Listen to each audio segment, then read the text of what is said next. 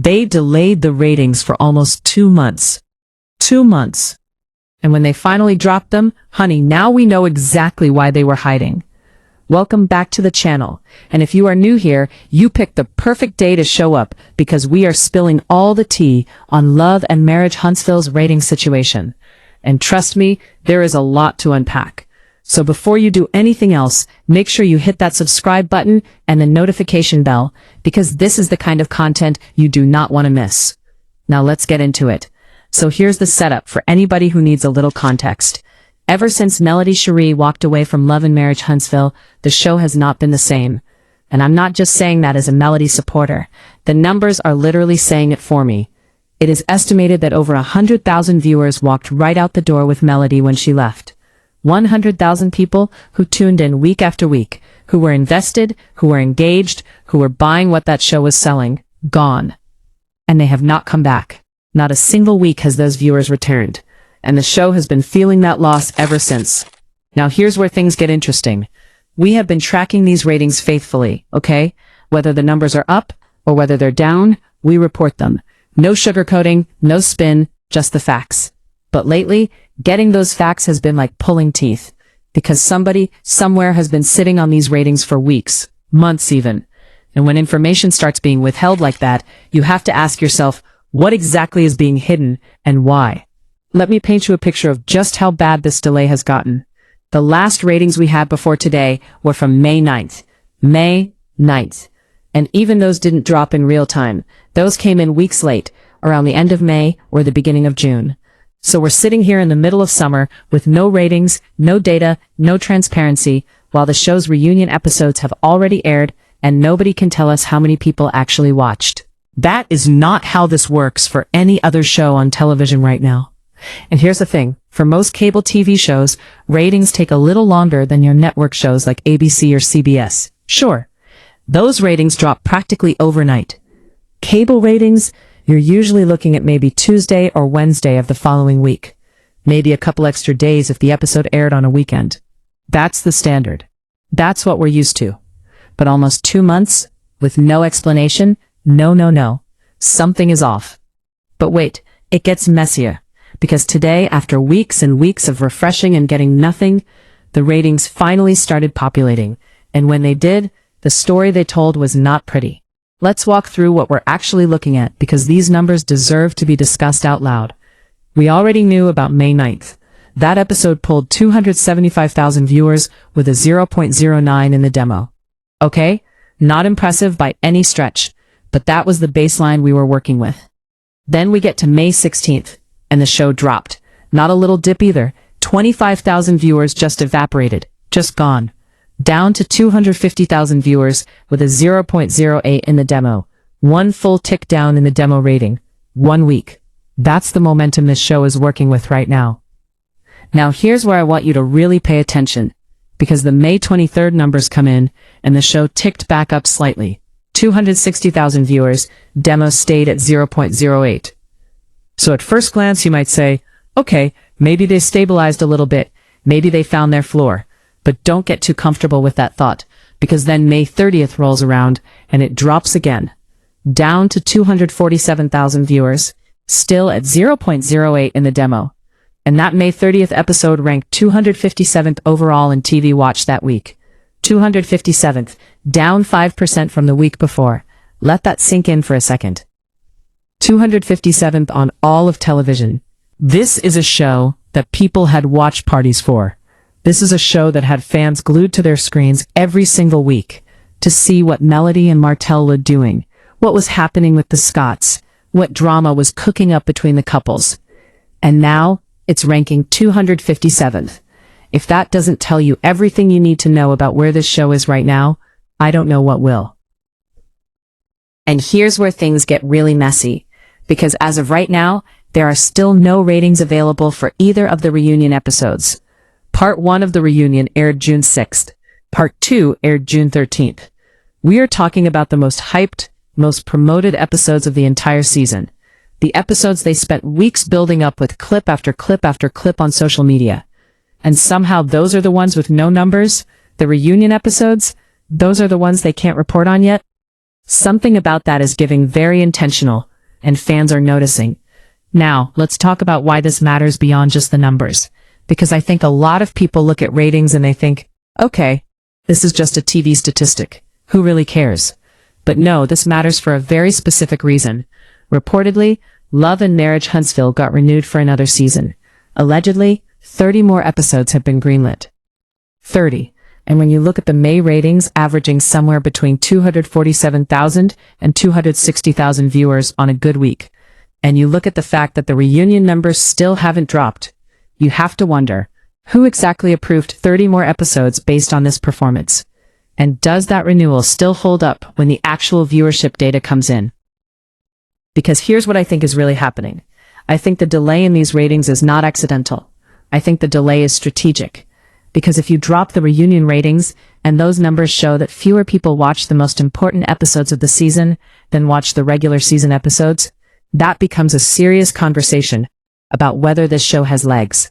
That becomes a conversation about whether the story they're telling without Melody Shari is actually compelling enough to sustain another full season. And nobody over there wants to have that conversation right now. But wait, let's talk about the reunion itself, because that is a whole separate layer of this situation, and it ties directly into why the ratings look the way they look. The reunion episodes were supposed to be a reset moment. They were supposed to be the big splash, the moment where the audience finally gets something fresh, something they haven't seen before. New conflict, new revelations, new energy. That's what a reunion should deliver. Instead, fans say what they got was the same storylines, the same arguments, the same allegations that have been circulating since before Melody even left the show. The Martell drama, we've had that conversation. The marriage tension between various couples, we've had that conversation. The alleged DUI situation that got brought up? Honey, that tape existed long before this reunion. That information was not new. Everybody who follows this show closely had already seen or heard about that. So dressing it up in a reunion setting and presenting it like it's a fresh revelation, the audience is too smart for that. And the ratings are telling you they're too smart for that. Here's where it gets even more layered, because I want to talk about something that I think is being overlooked in the conversation about this show's decline. There's been this alleged revelation that Tisha reached out to Destiny, reportedly in tears, asking her to come back to the show because of her financial situation. Now, if that's true, and it's being reported by people who seem to have receipts, that is a telling detail. Because that framing tells you everything about what's actually driving some of these cast dynamics. Because let's be honest, Tisha and Destiny were never a deep, genuine friendship. What they had was a shared enemy. They were aligned around their mutual opposition to Melody. That's not friendship. That's a coalition. That's an alliance of convenience. And the moment Melody wasn't there to be the common target, the glue holding that alliance together dissolved. And now we're supposed to believe there's this dramatic fallout between them, when the reality is, there was never anything genuinely there to fall apart in the first place. And if Tisha was calling Destiny in tears, asking her to come back to save the show, that is not about friendship being repaired. That's about needing a warm body to create conflict with. That's about needing someone to produce moments for the camera. And I think viewers can feel that.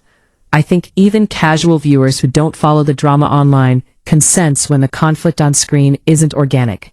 They can sense when people are performing for their contracts instead of living their actual lives. And when you can sense that, you stop watching. Fans notice something else too, and this has been a point of conversation across social media ever since the reunion aired. The show spent a significant amount of time at the reunion revisiting narratives that were most alive when Melody was a main cast member. They brought up allegations related to Melody. They circled back to Martell and Melody's history. They essentially used the reunion, which should have been about celebrating the current cast and their current storylines, to keep Melody's name in the center of the conversation. Which tells you something very uncomfortable about what this show actually is without her. Because here's the thing. If your reunion has to drag in the woman who left the show in order to have compelling content, you've already lost the argument. You've already told on yourself. You're basically admitting that the present storylines aren't strong enough to carry the room. You need Melody's ghost in the space to generate any real energy. And that's not a Melody fan talking. That's just reading the room. And let's get into the grooming allegations for a moment, because I cannot let this go without addressing it directly. The allegations that were made against Melody at the reunion. The grooming narrative that got pushed. The attempt to associate her with something that disturbing and that damaging. That is not drama. That is not tea. That is an attempt to destroy someone's reputation, their livelihood, their business, and their family. Melody's children have been shown on this show. Her mother has been shown on this show. These are real people connected to a real human being. And to sit on a reunion stage and push those kinds of allegations without credible receipts just to generate a viral moment, that is beneath even the lowest standards of reality TV behavior. And I'll say this clearly. The fact that those tactics apparently didn't move the needle on the ratings should tell you exactly how the audience feels about it. The audience did not reward that behavior with viewership. The numbers didn't pop. The reunion didn't create the cultural moment they needed it to create. The audience saw what was happening, and a significant portion of them decided that wasn't the kind of content they wanted to spend their Friday night watching. Now let's pivot for a second because we do need to talk about Heart and Hustle Houston, which is the other OWN show that's been pulling in numbers recently.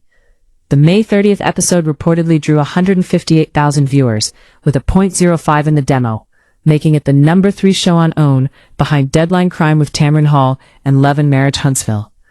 Now technically that ranking gets complicated because LAMH is no longer actively airing new episodes at this point.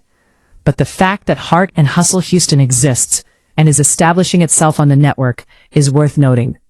OWN is clearly trying to build out its reality programming bench, and whether that ends up being a lifeline or a replacement conversation for LAMH is something to watch.